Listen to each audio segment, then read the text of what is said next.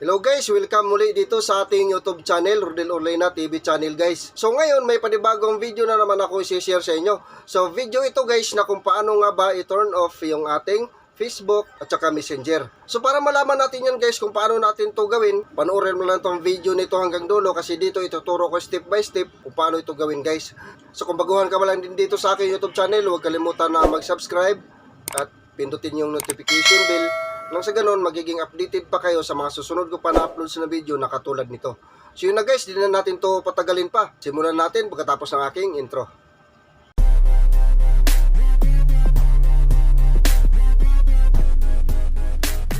Ngayon guys, para makapagsimula na tayo, so i-click lang natin tong Facebook natin. Ito siya, click natin to. Once na maklik na natin yung Facebook natin guys, isunod na naman natin yung tatlong line dito sa gilid. Dito may profile natin. Click natin to.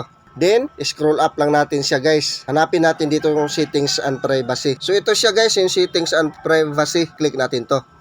Then, pagka-click natin sa settings and privacy guys, dito na naman tayo sa settings. Ito, click natin to settings. Then, katapos dyan guys, scroll up natin. Hanapin natin dito yung audience and visibility. So, ito siya guys. Dito sa audience and visibility, hanapin natin dito yung active status. So ito siya, i-click natin to. Once na maklik na natin yung active status natin guys, so ito yung lalabas.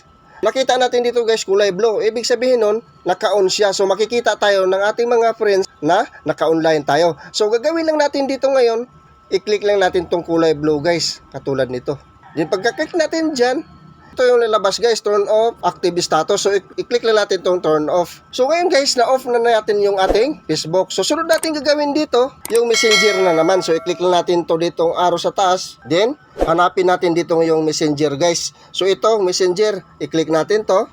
Pagka-click natin sa Messenger guys, itong tatlong guhit sa taas, click lang din natin to. Then dito sa settings, i-click lang din natin to guys. Then hanapin natin dito yung active status. So ito siya guys, active status, i-click natin to. So napapansin natin dito guys, kulay blue siya kahit na turn off na natin yung ating Facebook kanina, pero ibig sabihin hindi pa siya na-off yung ating Messenger. So take note lang din guys, isabay natin to siya pag turn off yung ating Facebook at saka yung ating Messenger. Nang sa ganun, di talaga makita ng ating mga friends na online tayo. So gagawin lang natin dito, i-click lang natin tong kulay blue na sa gilid, yung show when you're active, i-click lang natin to.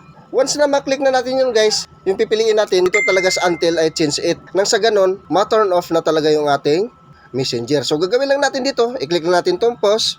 Once na maklik na natin pause guys, makikita natin dito sa show when you're active, kulay puti na siya. So ibig sabihin lang nito guys, na off na natin siya. So ganun lang kadali guys yung pag turn off ng ating Messenger at ating Facebook. So sana guys, nakatulong yung vlog natin ngayon at may natutunan kayo. Nang sa ganun, alam niyo nang gawin kung kayo na ang gagawa nito. Nang sa ganun, di na tayo makikita ng ating mga friends na online tayo.